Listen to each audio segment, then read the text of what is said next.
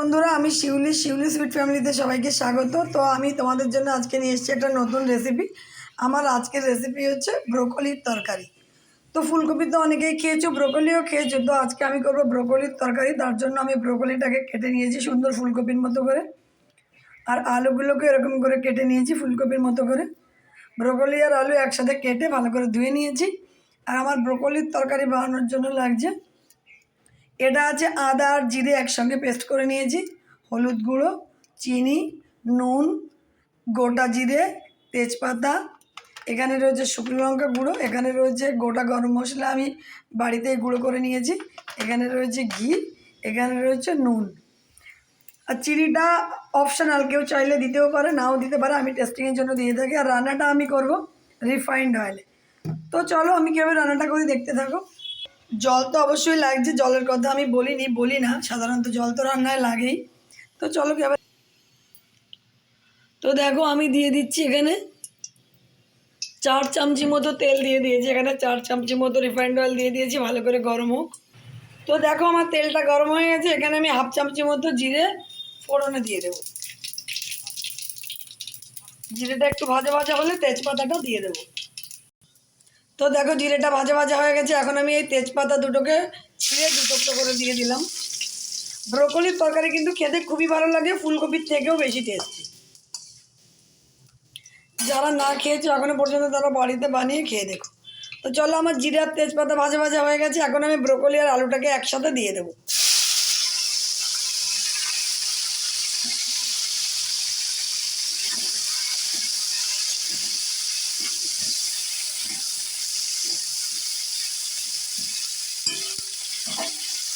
এর মধ্যে দিয়ে দেবো একটু নুন আর হলুদ।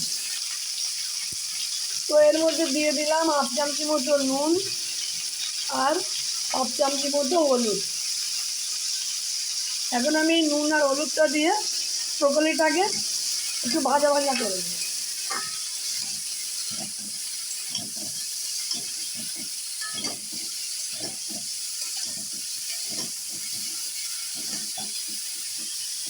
তো চলো আমি ব্রোকলিটাকে একটু ভাজা ভাজা করে দিই। তো দেখো বন্ধুরা, আমার ব্রোকলি অনেকটাই ভাজা ভাজা হয়ে গেছে।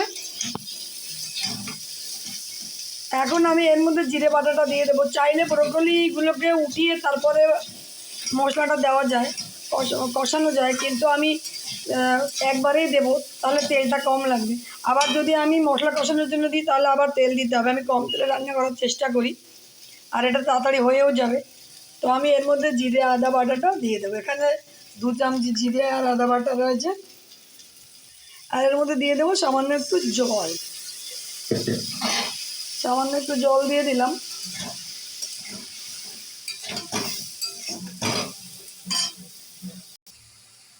তো এর মধ্যে আমি দিয়ে দেবো 1/2 চামচির একটু বেশি হলুদ গুঁড়ো আর 1/2 চামচির একটু কম লঙ্কা গুঁড়ো। লঙ্কা আমি কমই দেবো, বাচ্চারা খায়, ঝাল হয়ে গেলে অসুবিধা হবে। তো আমি এগুলো দিয়ে ভালো করে ব্রোকলির সাথে কষিয়ে নেব মশলাটা। তো মশলাটা একটু কষিয়ে নেব।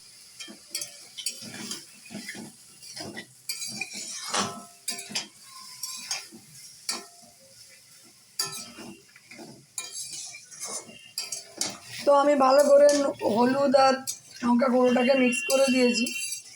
নুন আমি আগেই অনেকটা দিয়েছিলাম, আর একটু পরে দেব আবার। তো চলো মশলাটা আমি ব্রোকলির সাথে ভালো করে কষিয়ে নিই। তো দেখো বন্ধুরা, মশলাটা আমার কষানো হয়ে গেছে, একদম শুকিয়ে গেছে। এখন আমি এর মধ্যে দিয়ে দেবো পরিমাণ মতো জল। চাইলে মাখা মাখাও করা যেতে পারে, আমি একটু ঝোল ঝোল করবো যেহেতু ভাত দিয়ে খাবো। তো দিয়ে দিলাম পরিমাণ মতো জল।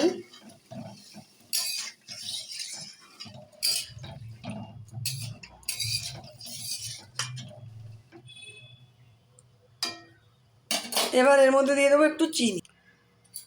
তো দেখো এবার এর মধ্যে দিয়ে দেবো 1/2 চামচি মতো চিনি দিয়ে দিলাম। আর আগে যেহেতু লবণ দিয়েছিলাম সেহেতু 1/2 চামচির একটু বেশি লবণ দিলাম। ভালো করে মিক্স করে দেব।